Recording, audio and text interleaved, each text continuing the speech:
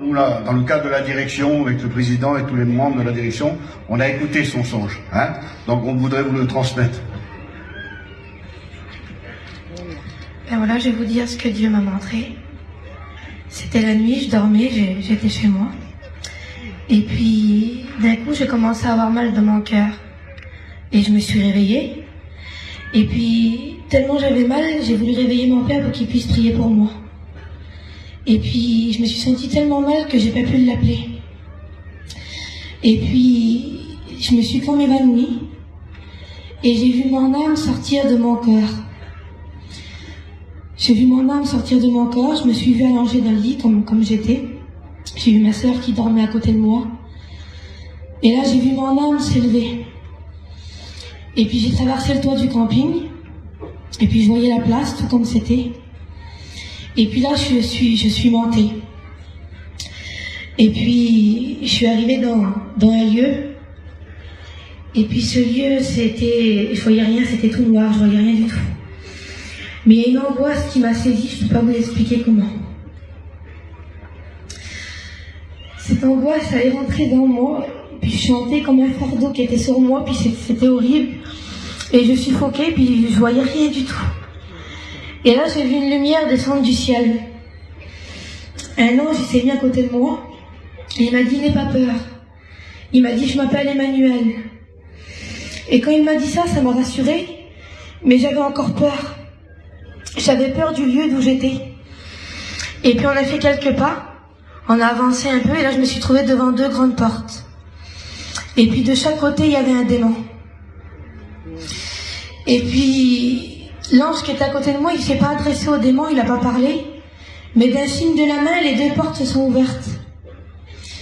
Et quand les 2 portes se sont ouvertes, il y a un vent qui est venu sur moi.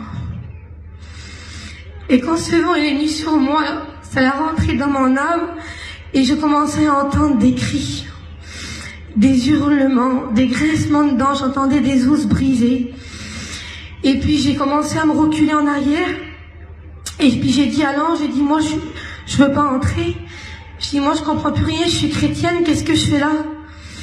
Et puis l'ange il m'a dit non, il dit tu ne fais pas partie de ce lieu, mais il faut que tu vois pour que tu leur dises.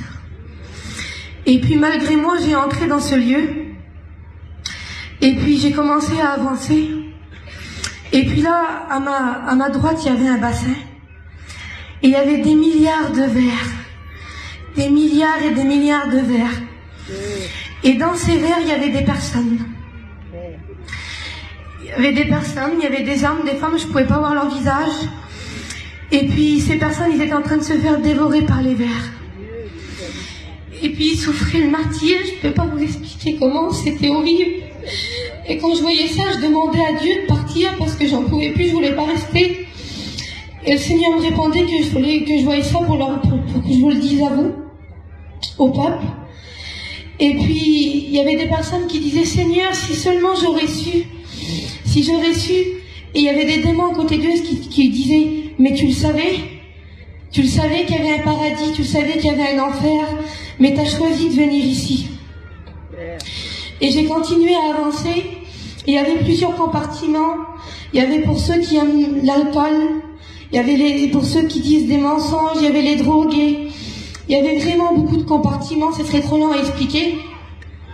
Et ces personnes, ils avaient tous des châtiments, et Seigneur, c'était vraiment horrible. Et puis le Seigneur me répétait à chaque fois, il faut que tu vois ça pour que tu leur dises. Et puis j'ai continué à avancer, et à un certain moment, tellement que je voyais de l'horreur, j'ai demandé au Seigneur de partir. J'ai dit Seigneur, je sens que je vais mourir, je sens que je vais m'arrêter ici. Et le Seigneur il me disait non. Il dit c'est moi qui tiens ma vie entre tes mains. Il dit et si je te montre ça, c'est parce que tu es assez forte et c'est pour que tu leur dises. Et puis plus je marchais, plus il y avait des choses, et puis plus de choses. Et à un certain moment, j'ai demandé à Dieu de partir. Et le Seigneur, il m'a dit, on va partir, on va quitter ce lieu. Mais si je t'ai montré ça, encore une fois, il me le répétait, c'est pour que tu leur dises. Et puis là, je me suis élevée. Et puis je suis partie. Et puis je voyais, en bas, il y avait des millions de personnes. Et puis, je suis partie et là, je me suis retrouvée dans un endroit, c'était tout blanc.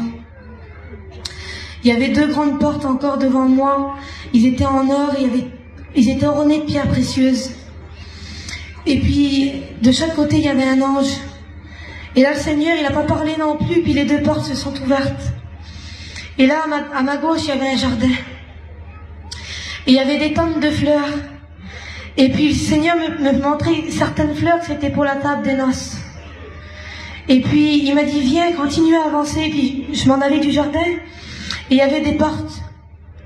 Et sur les portes, il y avait certains noms des apôtres. Il y avait Moïse, Abraham. Et quand je voyais ça, je me précipitais, je voulais ouvrir les portes. Et le Seigneur, il me disait, non, tu peux pas. Il dit, tu les verras, mais pas maintenant. Ils se reposent. Et j'ai continué à avancer, puis il y avait une autre porte qui est marquée lieu de repos. Et je pouvais pas y entrer non plus. Et j'ai continué à avancer, puis là je suis arrivée dans une salle, c'était la salle des prières. Et puis là, il y avait des tonnes et des milliards de vases. Il y avait par ordre alphabétique tous les noms des personnes. Et puis je voyais tous ces vases, et il y avait des vases qui étaient tout éclairés, et des vases qui étaient tout ternes. Et je demandais à Dieu, j'ai dit, Seigneur, pourquoi il y en a qui sont éclairés, pourquoi il y en a qui sont ternes?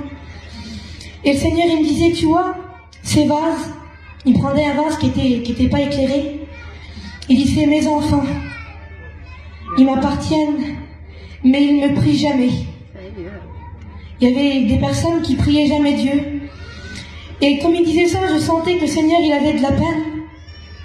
Et puis il disait, c'est mes enfants, mais ils ne me prient pas. Ils me demandent jamais rien, ils ne me prient jamais. Et il prenait un autre vase, et ce vase-là, il était à demi allumé, puis demi éteint. Et puis il dit, ça, c'est mon enfant aussi, mais il me prie seulement comme il a le temps. Il prend pas le temps de me prier. Il me prie seulement quand il a besoin. Il fait que me demander, il me remercie jamais. Et même quand je lui accorde, il ne me remercie pas, il redemande. Il dit, mais pourtant, ce sont mes enfants. Et puis là, il prenait un vase, et là, ce vase-là était tout éclairé. Et il dit, ça, c'est mon enfant. Il dit, il me prie constamment. Il prend le temps de me prier. Même quand il est occupé, il s'arrête et il me prie. Et quand il disait ça, Seigneur, je sentais qu'il avait de la joie, que ça lui plaisait de parler de ces enfants-là. Et puis je disais à Dieu, je dis, Seigneur, y a-t-il des prières plus importantes que les autres? Est-ce qu'il y a des prières que tu entends plus que les autres? Ou est-ce que tu en entends 20 000 aujourd'hui ou 20 000 demain? Je lui demandais comment ça se passait. Et le Seigneur, il me disait non. Il disait que toutes les prières, elles avaient de l'importance à ses yeux. Peu importe la prière qui est élevée là, je l'entends et je prends soin de l'écouter. Et il disait, peu importe que ce soit la prière du cœur, même qu'elle n'est pas sortie encore de la bouche, je la connais. Il dit seulement la pensée que vous avez, que vous ne l'avez pas encore dit, je la connais. Dans vos prières, je sais s'il y a de la colère, s'il y a de la tristesse, s'il y a de la peur, s'il y a de l'angoisse. Et c'est tout. Et il m'expliquait, et puis je dis, Seigneur, quelle grandeur que tu as. Il disait qu'il connaissait tout, il entendait toutes les prières à la fois, il était partout à la fois. Et puis, d'un coup, il prenait un vase, mais quand il prenait ce vase, le nom il s'effaçait, je voyais pas c'était qui. Et il prenait ce vase, et il était tout éclairé. Et puis là, il disait, regarde. Et quand il prenait ce vase, il déversait. Je voyais comme de l'huile qui descendait sur la terre. Et là, il y avait toute cette huile à rentrer dans un foyer. Je ne le voyais pas non plus, je sais que c'est un foyer.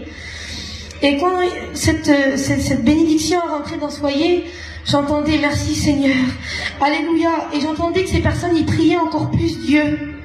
Et ils disaient, il était temps que la bénédiction arrive pour ces personnes. Il disait que les prières qu'on lui adresse, il les renversait à un certain moment à lui en bénédiction pour nous. Et puis je disais, Seigneur, pourquoi des fois tu mets du temps à répondre? Pourquoi des fois, Seigneur, c'est lent? Pourquoi tu réponds pas tout de suite? Et le Seigneur, il disait, mon temps et le vôtre, c'est pas le même. Il disait, mes circonstances et les vôtres, c'est pas les mêmes. Et puis, j'ai sorti de cette salle, et j'ai été dans la salle des dîmes. Et là, c'était tout des coffres, des milliards de coffres. Et c'était encore une fois par ordre alphabétique, il y avait des milliards de noms. Et puis c'était pareil, les coffres étaient éteints et d'autres qui étaient allumés. Et puis quand je voyais ces coffres, je croyais tout comprendre. Et puis je disais, Seigneur, ben le coffre là, je dis c'est quelqu'un qui donne beaucoup, puis lui qui donne pas beaucoup. Et le Seigneur il me disait, non, tu te trompes. Et puis je disais, je comprends pas. Et le Seigneur il prenait un petit coffre, et il était tout éclairé. Et il disait, tu vois, cette personne-là, il dit, elle donne ce qu'elle peut. Elle le fait de tout son cœur. Même si elle donne pas beaucoup, elle fait comme elle peut. Mais elle fait avec son cœur. Il dit, et ça m'est agréable. Et puis, il prenait un autre coffre qui était éteint. Et il disait, cette personne-là, elle donne beaucoup. Il disait pas que c'était mal, mais il disait qu'elle faisait pas de son cœur, qu'elle faisait pour se montrer. Et c'était pas agréable. À Dieu, il préférait quelqu'un qui donnait peu, mais avec son cœur. Et puis, j'ai sorti de cette salle, et j'ai arrivé dans la salle des victoires. Et puis là, c'était pareil, c'était comme des vaches, je pouvais voir en travers. Et puis, je voyais pas les personnes, mais je voyais des baptêmes, je voyais des mains qui se levaient. Et puis, je demandais à Dieu, je dis, Seigneur, c'est quoi ça? Et le Seigneur, il me disait ça, c'est toutes les victoires que vous remportez avec moi. Il dit, c'est noté ici. Et puis, la salle, elle avait pas de fin. Et puis, je dis, Seigneur, je dis, elle a pas de fin, cette salle. Il dit, mais avec moi, les victoires n'ont jamais de fin. Et puis quand il disait ça, je comprenais vraiment la grandeur de Dieu. Et puis dans des vases, je me voyais à moi. Et je dis, Seigneur, je suis là, moi, pourquoi je suis là, c'est quoi? Et le Seigneur, il me disait le jour, la date, le lieu, l'endroit, il me disait tout. Il dit, tu te rappelles quand tu avais de la haine et que je t'en ai délivré? C'était une victoire. Il dit, c'est noté ici. Et puis j'ai dit, Seigneur, pourtant c'était mon âme qui était là-bas, mais ça me bénissait.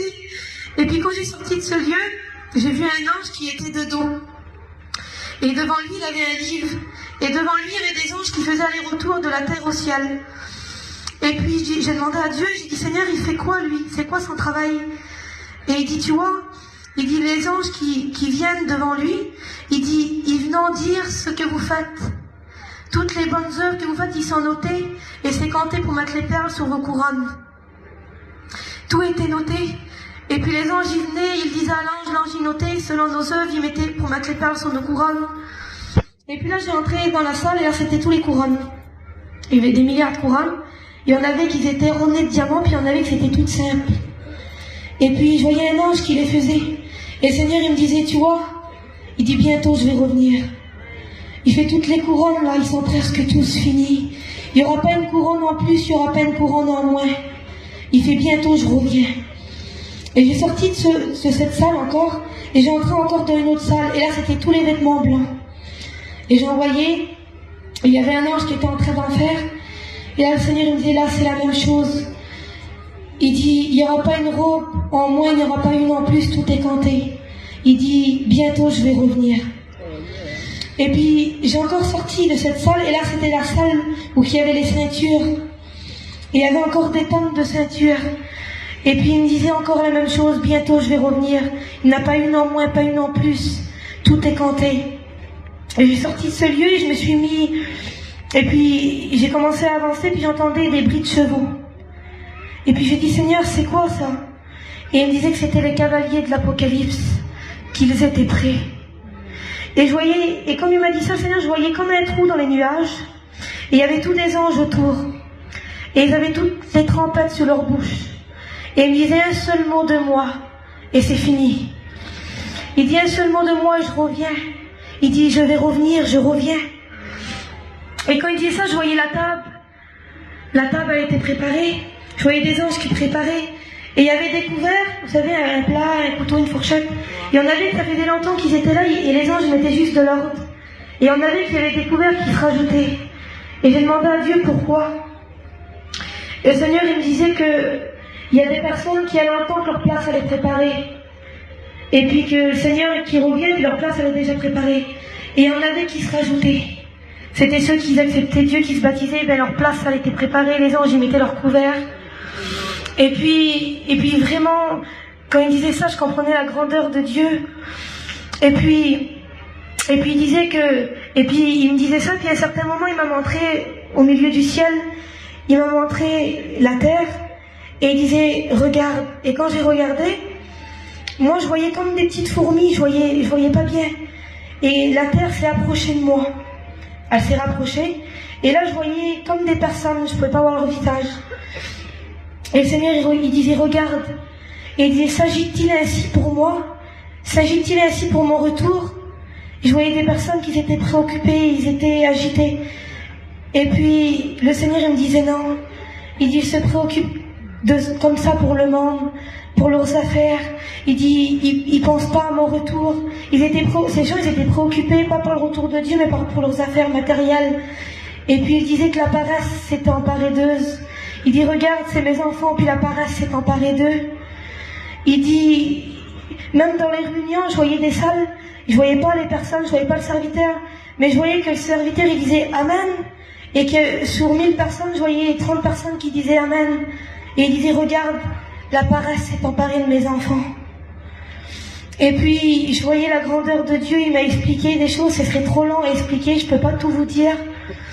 Mais Dieu connaît tout.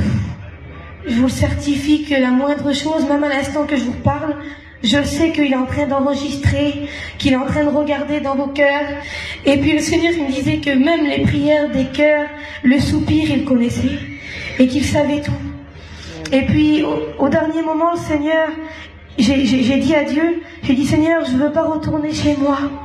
J'ai dit, j'aime mes parents, j'aime ma soeur, j'aime ma famille, mais je ne veux pas retourner. J'ai dit, garde-moi ici, donne-moi le plus petit des travails qu'il y a, et je reste ici. Et le Seigneur, il m'a dit non. Il m'a dit, si je t'ai montré ça, c'est pour que tu leur dises. Et puis j'ai dit, d'accord Seigneur, alors je leur dirai. Et là, le Seigneur, c'est comme si il m'a poussé avec ses mains. Et j'étais en bas du ciel. Et je suis partie à une vitesse, je peux pas vous dire comment, j'ai tout retraversé des univers. Et là, je suis rentrée dans mon corps. Et quand j'ai rentré dans mon corps, j'avais mal partout, j'ai pas pu m'endormir parce que j'avais peur. J'avais pas peur du paradis, mais j'avais peur de l'enfer. Je ne peux pas tout vous expliquer, ce serait trop long. Mais ce que j'ai vu, c'était horrible.